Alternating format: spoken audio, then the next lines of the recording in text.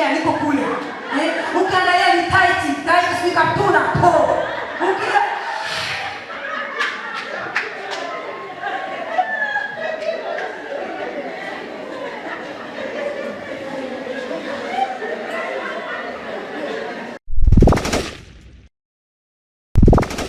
Nani hapa kikombe chake kinafurika? Tunapojiita ni Wakristo, maana yake tumepakwa nini? Mafuta. Maana yake mafuta yanaachiliwa kwetu. Kama mafuta yanaachiliwa kwako, maana yake tunategemea tukute kila mtu taa yake imejaa nini? Wewe taa yako imejaa au taa yako imevuja? Kikombe kimepasuka kwa sababu ya umbea. Kikombe kimepasuka kwa sababu ya mashindano. Kikombe kimepasuka kwa sababu ya kujiweka juu. Kikombe kimepasuka kwa sababu ya kiburi. Kikombe kimepasuka kwa sababu hutaki kuambiwa. Kikombe huna mafuta. Kwa unajiita ni Kristo, mpaka mafuta lakini umekauka, mama umekauka. Yaani tunaona tu hapo umepaka, umependeza, nywele zinawaka, umevaa nguo hapo, umebadilisha leo nguo tatu hapa nimeosha kuna watu wameshaka kubadilisha, wamekuja na nyingine wakafanya kazi usafi, wakabadilisha, wakavaa kitenge cha sare, wakabadilisha. Sasa hivi wako kwenye sare ya ngapi? Ya 3. Yaani wanapendezesha bodi, lakini ndani kikombe kimepasuka, amekauka.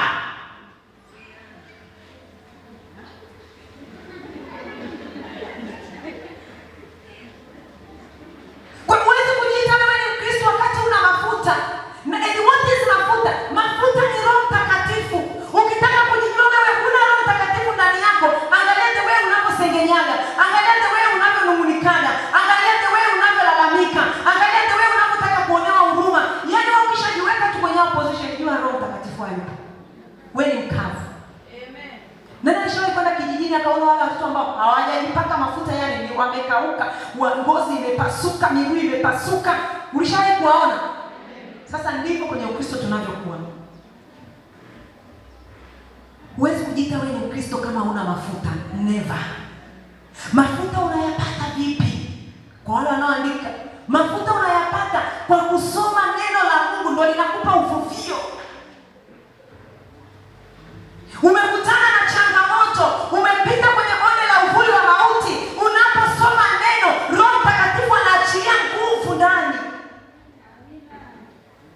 Sasa wewe usomi neno, unapita kwenye bonde la uvuli wa mauti unalia. Wakati tunalo neno limeshatuambia kabisa, nijapopita kwenye bonde la uvuli wa mauti sitaogopa. Huandaa meza mbele yangu machoni pa watesi. Unakuwa unahangaika nini? Mchepuko anaingia kwenye ndoa yako, unahangaika, unapata kichaa, unakuwa frustrated, hauwezi kuoga, hauwezi kula, hauhudumii watoto, unachanganyikiwa, mchepuko. Mama, simama imara kwenye ndoa yako. Bwana ni gongo lako na fimbo yako. What are you fighting off? Unaogopa nini? Huyo mwanaume amekutana na wanawake wengi, kwa nini akuchukue yule akuweke ndani? Mnanisikia? Unatetereshwa na vitu vidogo vidogo. Unaiacha nyumba yako inakuwa chafu. Yaani kuna watu hapa hawawezi kuoga. Yaani wanaoga kwa sababu kuna semina. Ukiwakuta nyumbani ni rafu moja matata sana. Pendeza hapa, twende nyumbani tukague mashuka unayolalia, ni aibu. Kuna wanawake hapa tukitoka tukisema twende tukaangalie chumba cha watoto wanapolala, ni aibu. Sijaongelea nyumba nzuri, nimeongelea ile nyumba ile ulioko nayo. Ni aibu. Kila mtu hapa anamuona roho yake inavyomsuka. Unajua watoto wako wanapolala, wengine mnawawekea watoto neti. Neti ni nyeupe imekuwa brown. Chini ya uvungu, chini ya kitanda cha watoto ndio umefanya store. Madaftari yaliyoisha uvunguni, viatu vilivyoisha uvunguni, makopo ya Blueband uvunguni, magazeti uvunguni, yaani kila kitu kwenye ufungu wa watoto.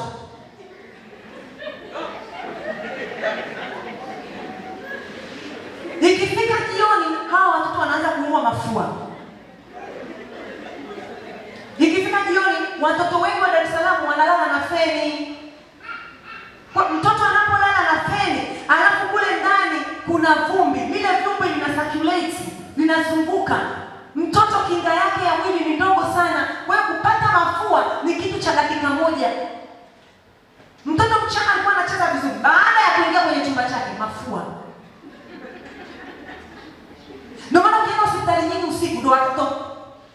wamejaa. Mchana wako vizuri, hawana shida, wanacheza kwenye fresh air, no problem. Wanaporudi nyumbani kwako uko mama, unajiita superwoman, unaenda kwenye makongamano ya superwoman, wanawake na ngai, uvungu na vumbi na mabuibui.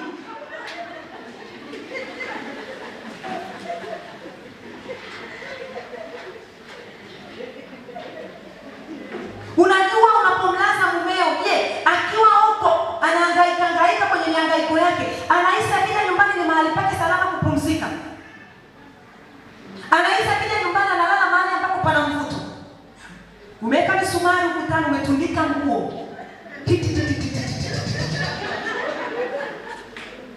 Umetundika. Kabisa haijulikani. Ukienda sebuleni hapajulikani. Kuna wale wanaojidai wazungu, sio mnajidai sio wazungu. Ukienda sebuleni kuna vigari, kuna vitoi, kuna baskeli, kuna hiki. Ukifika, wanangu jamani.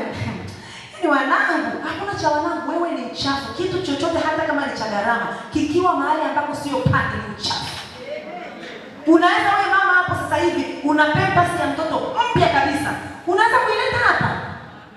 Ukileta hapa tutasema watu ni nini? Wachafu. Nyumbani ukiwa na kitu chochote kiko misplaced, wewe ni mchafu. Lazima uhakikishe nyumbani kwako pana ile hali ya kuweza kumvutia mume wako akija nyumbani asikie hali ya usafi. Hata kama nyumba, mimi nimesema siongelee nyumba nzuri. Najua wengi Dar es Salaam wengine tumepanga na hizo nyumba sio zetu na zinajengwa kwa standard. Naongelea nini? Mwambie mwalimu anaongelea usafi. Sijaongelea rangi, no. Inaweza kama rangi ya aina yoyote lakini ni safi.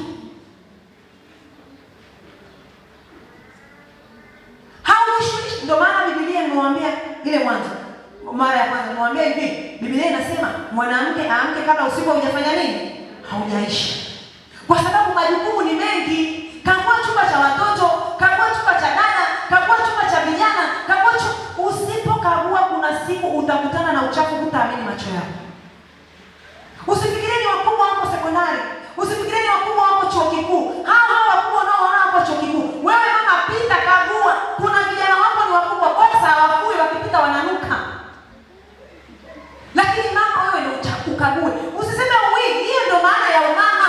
Hizo aibu ndio zinawafanya vitu vingine huwezi kufanya. Hizo aibu. Kagua, mtoto wa kiume mwambie kaoge, wewe unanuka jasho, kanyoe na hiyo kwapa. Mtoto wako wa kiume mwambie. Sana kuja hapa kanisani napita pembeni ya watu wananuka kibebeo. Mama umekaa hapo, mtoto ananuka jasho. Usafi. Hiyo amiti lazima uwe nayo. Lazima. Jikoni kwako pakoje? Unapika maeneo gani?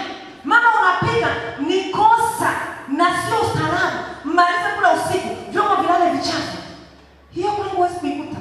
Unalazaje vyombo vichafu? Mnakula lazima vioshwe. Yesu nini?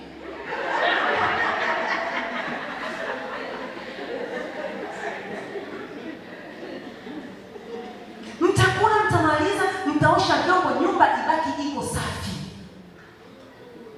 Nyumba ibaki iko nini? Safi. Ndio maana kuna mahali, kuna watu hapa sasa hivi, labda wachungaji hapa, wakiwa na wageni wametoka labda huko Arusha, wametoka wapi. Kuna watu hapa, hatuwezi kuwapa wageni waende kwenu. Hatuwezi. Mtatutia aibu. Lazima tuangalie kwa mama nani ambako ana uwezo wa kukaa na nani? Na mgeni. Sasa akipewa akae na mgeni na wewe unaanza kulalamika. Yaani watu bwana, wanajiona wao ndio wakupokea tu. Kwa hiyo wao ndio wampokea askofu. Sasa wewe ndugu yangu kile chumba kinavyoruka mkojo ukamlaza askofu.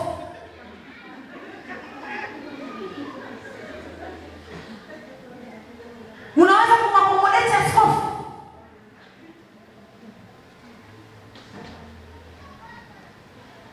Lazima ujiulize, askofu anakuja hapa analala wapi? Chumbani kwako una mtoto mdogo, pampers everywhere. Pampers. Biblia inasemaje? Ndoa na heshimiwa na watu wote, malazi na yawe hauko msafi. Na mbaya zaidi wakina mama, tuna tabia. Mume akikwambia wewe ni mchafu, umenuna wiki. Umeona mimi ni mchafu? Nenda kwa baba safi. Umeona stress? Umeona mimi nanuka jasho bwana. Ukipita unaimba, sanuka jasho sana. Badilika.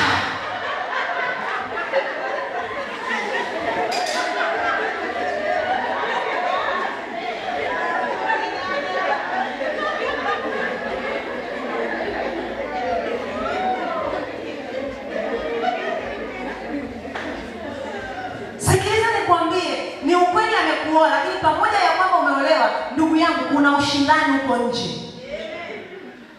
Pamoja na kwamba amekuoa, kuna nini? Kuna ushindani. Macho hayana pazia. Useme umemwekea pazia, atembea sione. Anatembea anafika hivi anakutana na kalaka kanamkia kapafyumu. Anasema yuko ndio alikuwa mke wangu. Anaenda ofisini anakutana na mtu msafi, anafanya naye kazi, ananukia vizuri. Anaanza tu kuwa naye karibu. Usiseme ni shetani, wakati mwingine shetani ni wewe. Umetengeneza mazingira.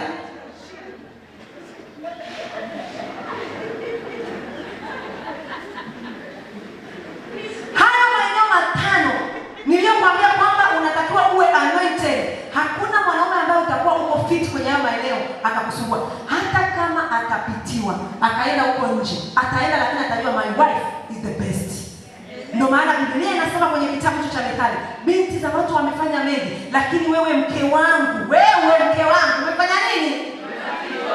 Maana yake amehangaika huyu mtu. Usisome tu Biblia ukaisome tu kichwani.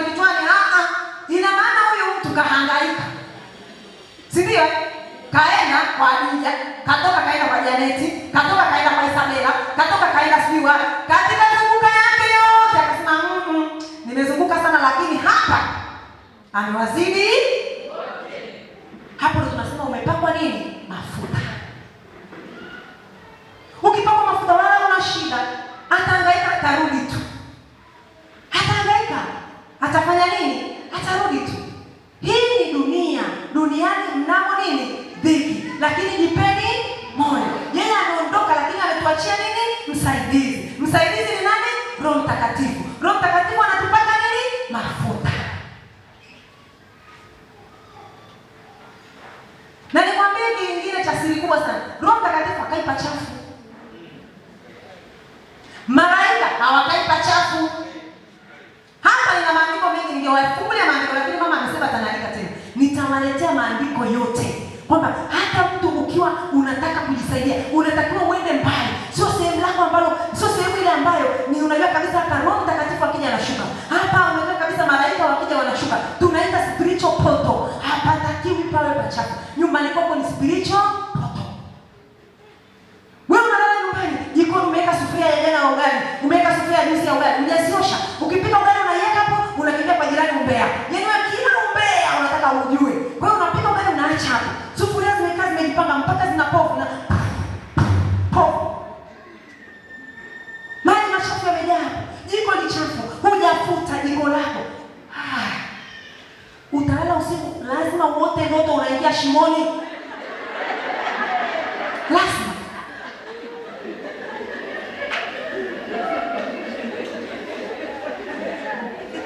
Lazima uote ndoto unakimbizwa na nyoka. Maana ndo marafiki zako hao jamani. Lakini umelala, nyumba yako safi, watu wako wasafi, mmeomba vizuri, mmeenda kanisani vizuri, mmejirudia nyumbani kuna amani. Hivi jamani unaotaje nyoka wewe? Sisi tutakuwa tuna maswali. Nyoka wewe anazungutuje? Anakujaje huyo nyoka usiku? Ukishamuota nyoka ndo unaanza, itakuwa ni pale kanisani madhabahu pale pana nyoka, wanachukua nyota yangu. Ipi?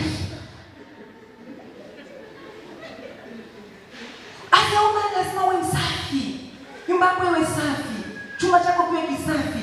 Nataka kuanzia leo badilika mami. Shughulikia mambo ya nyumbani kwako. Kwanza ukiwa busy na hayo mambo, wallahi nakwambia hata simu ya mume wako upate muda wa kuishika. Unaishika saa ngapi? Umechoka. Imagine umeamka saa 8:30. Maana tunaambiwa tuamke kabla usiku hujafanya nini? Haujaisha. Umeamka saa 8:30.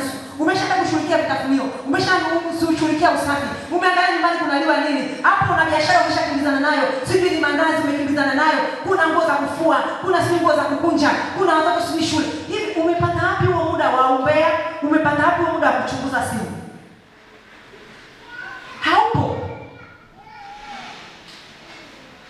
Haupo. Na Paulo anamwambia Tito, hawaambie wanawake wazee wawafundishe wanawake vijana kupenda watu wa nyumbani kwao, kupenda waume zao, kupenda watoto wao, kwa sababu na kufanya kazi za nyumbani kwao. Kwa kuto kufanya hivyo wanalitumikana jina la nani? La Kristo. Huamki mapema, umelala maskini wa Mungu, huna hela, huna kazi, huna kitu chochote, huna hela unayoingiza, lakini unaamka saa 4.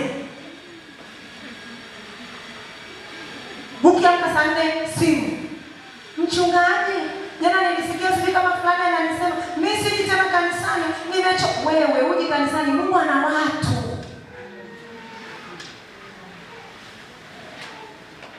Kwa msafi. Tunaelewana? Nimesahau hapo, nilikuwa nawaza mbona kama hizo anointing ziko 6, ziko 6. Anointing ya mwisho ni anointing ya tendo la ndoa kwa ufanisi.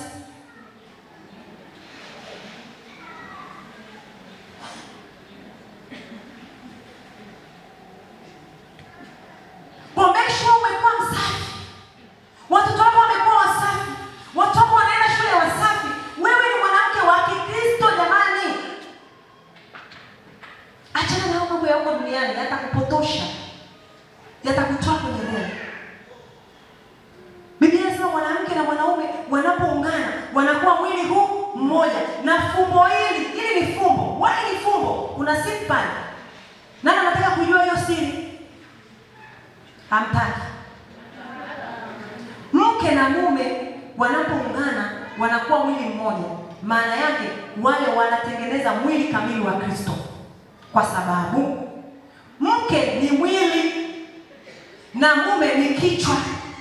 Kwa hiyo wanapoungana ni mwili unaenda kuungana na nini? Na kichwa. Wanatengeneza mwili huu mmoja. Kwa hiyo kwenye ndoa mwanamke ni mwili, mwanaume ni kichwa, tunatengeneza mwili huu mmoja wa Kristo. Kwa hiyo mke na mume wanapoingia kwenye ndoa, wale ni Kristo kamili. Wewe unataka mali zako na mume mali zake. Kuna Ukristo tena? Hamna. Kwani mume wako akitafuta kumwambia asante mume wangu, Mungu akubariki, inampunguzia nini? Umeshaambiwa naandaa meza mbele ya watesi wako. Kama kuna watu wanataka kukudhulumu na wewe ni mpakwa mafuta, ina maana hawataweza. Wawe ni mawifi hawataweza, wawe ni mama wako hawataweza, wawe ni nani hawataweza, kwa sababu wewe na mume wako ni mwili huu. Mnataka gani wakina mama? Mnatoka mno kwenye reli, natoka sana. Mnatoka sana. Kwa sababu gani? Hatosheki. Na binadamu hawezi kutosheka daima. Atakayeweza kukutosheleza wewe na kukufanya ukawa comfortable na ukakufanya ukajisikia una amani ni Kristo peke yake na Holy Spirit. Mume wako akikuletea gari leo IST, kesho ukipita utatamani Alphard. Akikuletea Alphard utatamani Prado. Akileta Prado utatamani V8. Akileta V8 utajikuta mpaka unatamani Lamborghini akuletee. Kwa sababu binadamu kwa hali ya kawaida ya ubinadamu hatutosheki. Ndio maana tuna watu ni matrilionea. Wakina Elon Musk ni matrilionea, trilionea wa dunia, lakini bado anatafuta, hatosheki. Kwa kibinadamu hutaweza kutosheka. Lakini ukiwa na Mungu ndani yako unatosheka. Anakujaza na kumwambia asante Baba, unatosheka. Anakujaza tena na kumwambia asante Baba, unatosheka. Anakujaza tena na kumwambia asante Baba, unafanya nini? Unatosheka. Acha uko na kukimbilia. Nimekwambia nyumbani pakiwa wasafi, malaika hawafanyi nini? Hawashuki. Make sure your house is clean. Watakuja watafika pale watagonga mwamba, wataondoka na walichokuja nacho. Hawatakaa.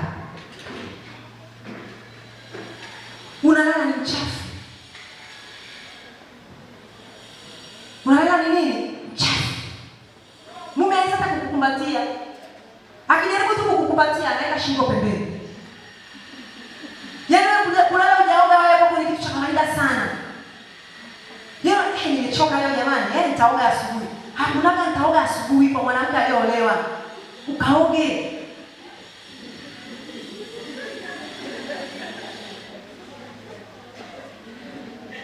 Tafuta na tumafuta tunye harufu nzuri. Wakati usiku umelala naye, asikie harufu kazuri kanakuja. Sio analala na wewe anasikia harufu zinazomkera. Wanawake hauwezi kulala hujaswaki. How can you be able? Umekula wali, maharage, parachichi, jani la boga. Unapata huo mchanganyiko hapo. Alafu unaona anapenda kachumbari, katengeneza kachumbari na kitunguu, kara. Alafu unaenda kulala.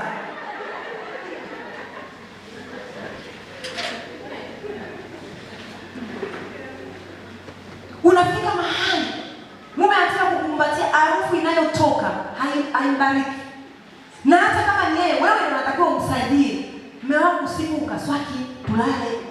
Aidha anapiga mswaki, anakuja analala, mmwandalia nguo yake nzuri ya kulala, analala vizuri, mnalala wa nini? Safi. Shuka safi, kitanda kisafi.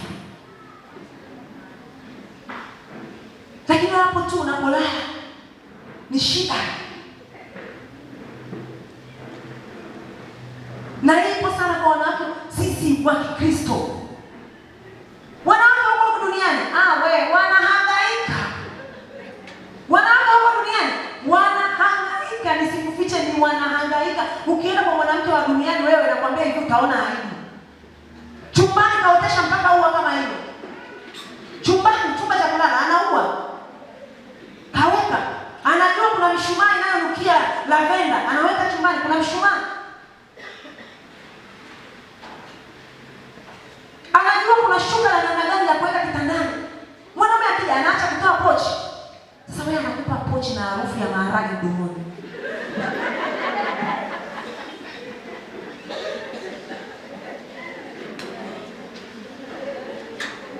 Tunaelewana kina mama?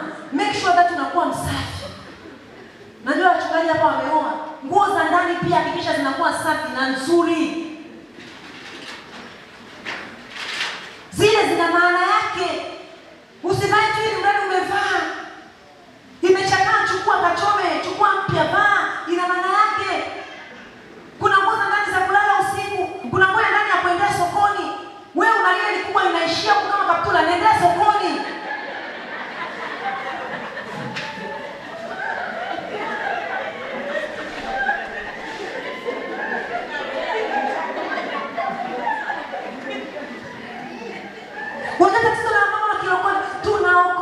Tunaokoka mpaka tunafika mahali kuna vitu vingine ni vya kawaida sana.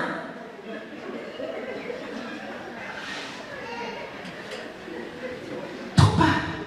Yaani naomba nakukuta umekaa kitandani, mganga wa kienyeji sio mganga wa kienyeji.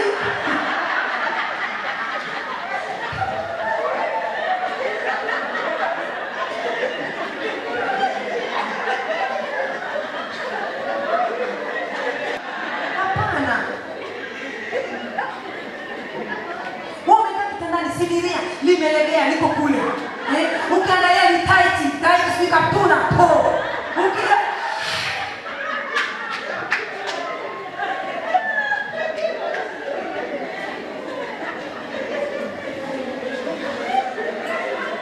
Sawa jamani mama zangu na kwa fika nyumbani tengeneza hayo maeneo. Unajua mume wako anaweza asikwambie ni kaptula lako silipendi.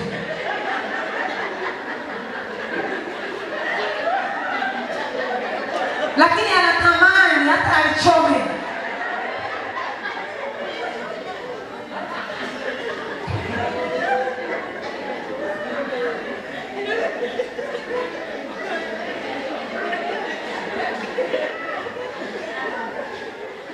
Sawa jamani wakina mama, kwa hiyo tutengeneza hayo mazingira. Tengeneza hayo mazingira yawe manini? Yawe masafi. Mazingira ya mwili wako yawe masafi, mazingira ya nywele yawe masafi. Umesuka nywele yako imekaa miezi 2-3, nenda kaoshe. Nywele huwa zinanuka. Nani ajui nywele zinanuka? Na nywele zinanuka, si ndio? Nenda kasuke nywele yako, nenda kaoshe nywele yako iwe safi. Yaani kama mama, mimi nimewaambia hivi, kila mwanamke akisimama kwenye nafasi yake, hauna muda wa kumfuatilia mume wako. Haupo kabisa. Tuna mambo mengi sana ambayo hatufanyi vizuri, lakini sisi tunapenda sana kuwashikia waume zetu nini? Videdea. Yaani ukimkuta tu ana kachangamoto kadogo, tunakishikia kidedea. Lakini tukianza na wewe kuanzia maeneo ambayo nimeshaanza maeneo mawili. Eneo la kwanza nimeanza eneo la kiroho, utajikuta umepwaya. Tukija kwenye eneo la usafi, utajikuta umefanya nini? Umepwaya. Nenda tu sokoni, nunua kasilia kako vizuri, kakufuli chako kizuri, kaskinteti kako kazuri. Yaani yale yaliyoko pale yana mapengo huko, chukua kachome. Yaani ni mapengo sasa hivi achana nayo kabisa, kachome. Yaani unaweza ukaingia bafuni kwa mtu ukashtuka, unaweza kukimbia. Huangalia njia za watu wa nyumbani kwake. Hapo ndo tunakuja kwenye malezi. Hutafuta chakula cha mbali. Anafanana na merikebu za nini? Za biashara. Unajua maana ya merikebu? Merikebu ni meli moja kubwa sana inayotoa vitu kutoka nje kuleta huku. Ina maana huyu mwanamke anafananishwa na merikebu za biashara. Anaenda kupambana kwa ajili ya nini? Ya familia yake. Analeta kwa ajili ya familia yake. Wewe unaenda kupambana, anakuja huko mtu anakuambia ficha, usimuonyeshe mume wako. What nonsense. Unapambana kwa ajili ya familia ile vizuri. Hapa tukiendelea na watu wengi nyumbani kwenu wako vizuri. Ratiba zangu pilau. Umeenda sana wali maharage. Umesogea ugali dagaa. Umegraduate chapati nyama. Yaani hapo graduation. Nikiuliza hapa wangapi wamekula samaki nyumbani? Hakuna. Nikiuliza hapa wangapi mmepika maini nyumbani? Hakuna. Nikiuliza hapa wangapi mmechemsha watoto mchemsho wa kuku wa kienyeji? Sasa hakuna. Je, samaki sio chakula? Maini sio chakula? Kuku wa kienyeji sio chakula? Lakini mama yeye ni dagaa. Kula bwana huko wenzenu wanahangaika kwa wana. Huyo mtoto hausiki na habari za wanaohangaika hawana.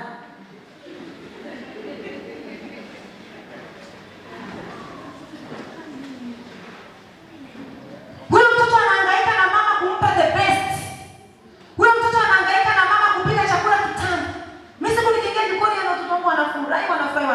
Mama utaingia tena kesho. Mama aingie tena kesho kutwa. Mama aingie tena. Yaani wanatamani tu niingie jikoni, niwapikie. Na ukipika hawatoki hapo jikoni. Raya mama ukae jikoni. Umepika na vitoto vyako vya kiume, unavipa angalau nyama vionje. Ndio maana hata waume zetu wakienda vijijini huko kwa mama zao, hawatoki jikoni kwa sababu walizoea anakaa na mama yake pale. Mama anampa kandizi, kakuchoma, anampa na kakinyango. Sasa wewe nyumbani upiki, mama amekaa nyumbani Jumamosi hadi kazini, huna hata supu ya kumpa. Chakula cha mchana kinaliwa saa 9, saa 10.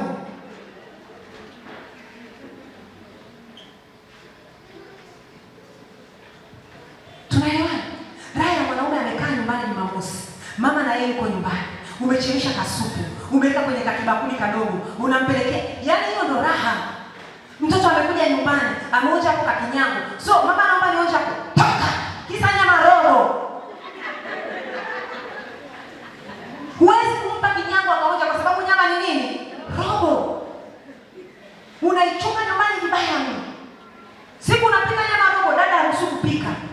Mama ndo akapika kamchemsho kake pale, yani dada haruhusi. Nyama nini? Roho. Mwanamke mwema anafananishwa na merikebu za nini? Za biashara. Merikebu imebeba shehena. Merikebu imebeba vitu.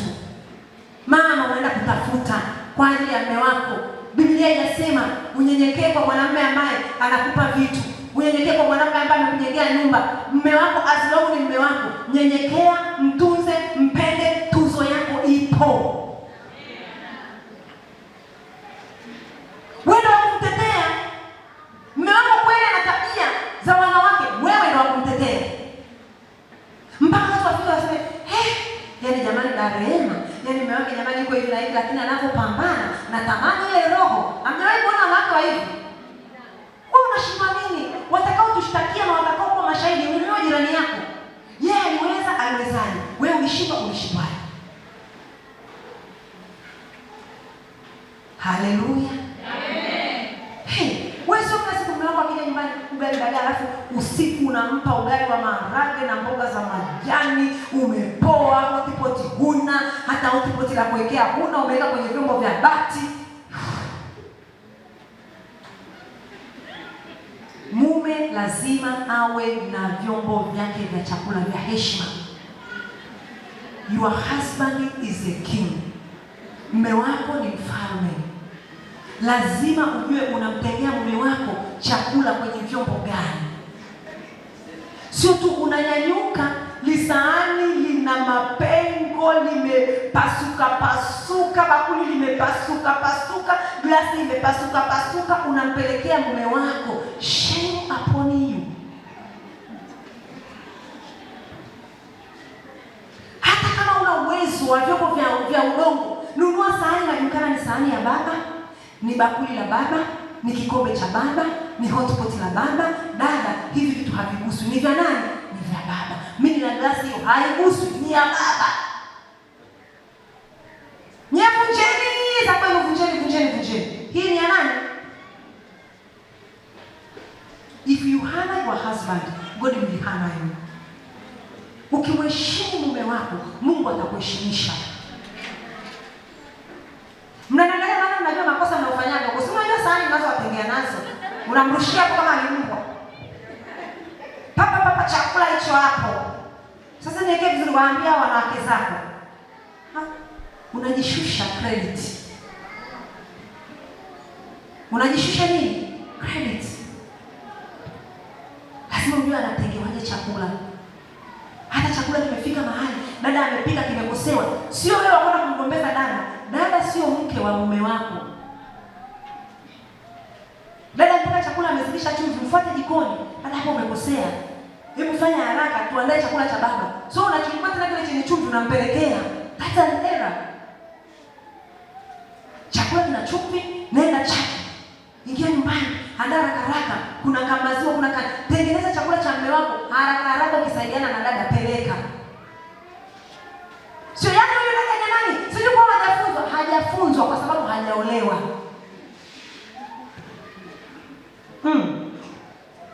Tunaelewana jamani? Make sure that you honor your husband. Usikae tu unamchukulia poa, unaona kwa sababu ana hela, unaona kwa sababu ni nini. Wewe, Mungu ni Mungu wa vibao geuka. Mungu ni Mungu wa vibao geuka. Kuwa makini sana.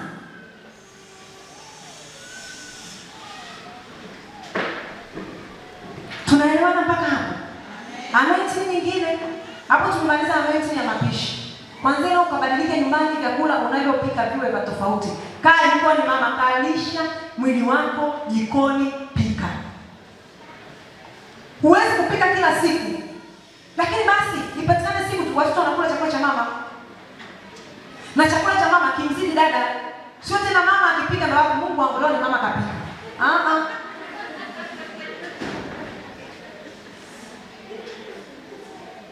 Anointing nyingine nimesema ya uchumi. Huwa ni kupambana kwenye eneo la uchumi, mzalishe kama familia, kama baba na mama, muhakikishe eneo lolote la uchumi linakuwa kwa kushirikiana, sio kwa kila mtu mali zake.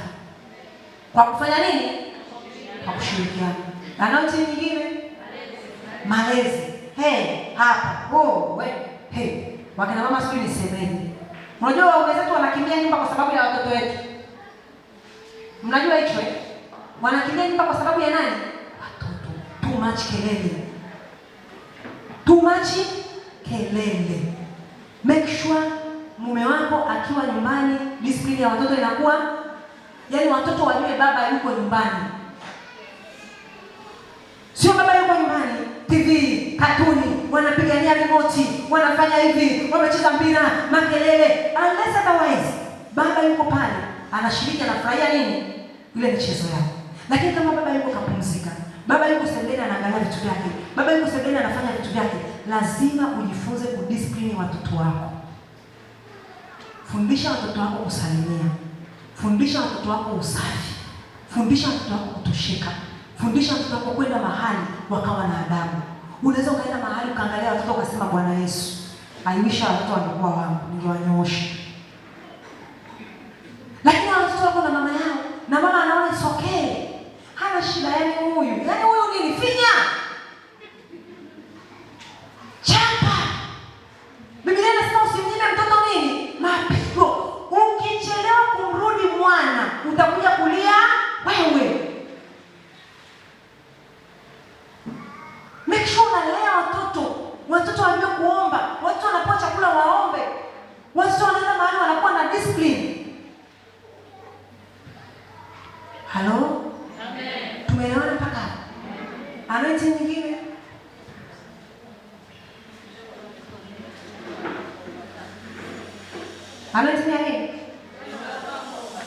Tendo la ndoa jamani linafanyika kwa ufasaha. Niwaambie tu kwa ufupi na nitumie hekima kuongelea hili swala. Labda siku tukija kuwa na ile semina ya wanandoa kama wanandoa wenyewe ndio tutajaribu kuliongea kwa mapana. Lakini nipende kuambia tu katika kitu ambacho kinavuruga ndoa nyingi sasa hivi ni tendo la nini? La ndoa. Hizo kesi ni nyingi. Mama wewe usipate. Ni nyingi sana. Kwa nini zinakuwa ni nyingi? Kwa sababu tendo la ndoa halifanyiki kwa ufasaha. Tendo la ndoa ndio kitu ambacho kinamuunganisha mwanamke na mwanaume. Ikiwa labda mmeoana, mmefika kwenye ndoa, mmekuta mmoja wenu hana mazingira ya uwezeshi wa tendo la ndoa, hiyo ndoa ni batili. Wachungaji, niko sawa? Tunaelewana? Hiyo ndoa ni nini? Ni batili. Umeoana na mwanaume, umefika huko, umekuta filimbi yake haipigi, ndoa ni nini? Umeolewa na mwanaume, umefika huko, filimbi yake ni fupi mpaka haifai tena, yani hiyo ndoa ni nini? Ni batili. Umeolewa ni mwanamke, umefika kule huna ile eneo la kuweza kufanya tendo la ndoa, hiyo ndoa ni nini? Ni batili. Lakini unafika kwenye ndoa, wanandoa hawafurahii tendo la ndoa. Kwa sababu gani? Kumekuwa na mambo mengi sana. Namba moja, elimu ya afya.